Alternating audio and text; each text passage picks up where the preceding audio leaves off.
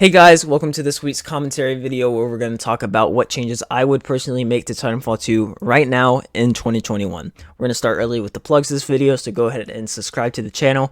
Follow me at twitch.tv/Crip6 and Twitter and all that. But anyways, strap in and let's get started.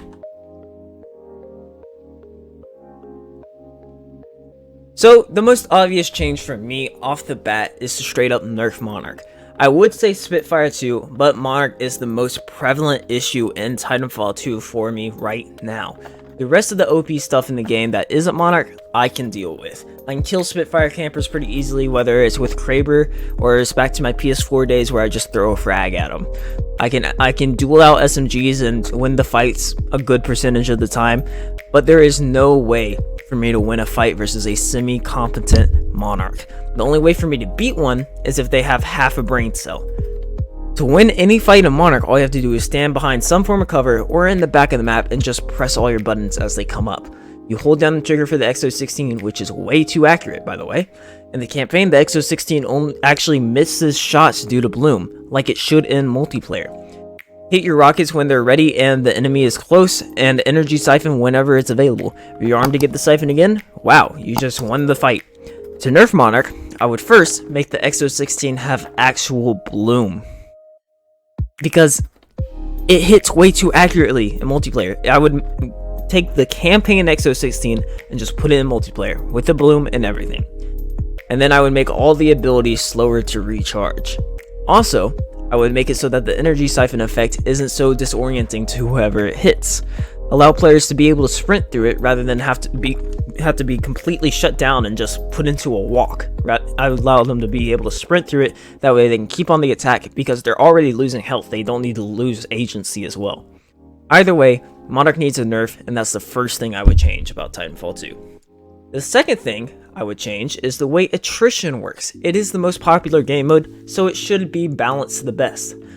The best idea I have for this is Titan limiting. At most, you can have 2 of the same Titans on the team. At the beginning of the match, you choose your Titan instead of going in with a loaded up Titan. And for example, maybe no one chooses Ion, but at most, 2 people on your team can choose Ion. This prevents heavy Titan stacking, and in my head is the biggest advantage to this would be stopping those 4 Monarchs from sitting in the back of the map for the entire match. Now you only have to deal with 2, when one of those Monarchs can 1v4 your entire team and come out fine. But that's besides the point. But when you select Titans, I still think that you shouldn't be able to see what your enemy team is picking. That way you don't just have people trying to hard counter each other the whole time, trying to play the rock, paper, scissors game. That way people are still trying to just have fun in the game, since it's not a competitive mode, it's just a casual playlist. Another idea people have is to limit the amount of Titans a team can have out at any given time. But that should be on the players to manage and AT should one team get too heavily sided with the Titan control, and it's always bad to take away player agency like that. So I'll talk more about why that's a bad idea in a future video about bad ideas for Titanfall 2. Next idea I have is another small balance change. I would make phase shift cooldown slightly shorter, like 1/8 of a second shorter, I'm talking here. Just enough to make it feel stronger while using it, and maybe have a few more people play it. Amped Kraber should do damage to Titans without having to crit. It's a 50+ caliber bullet.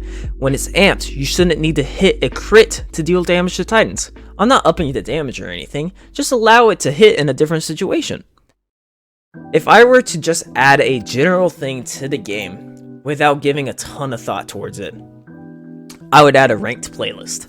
I would do this only if we had more players, because at the moment, we can't afford a player-based split.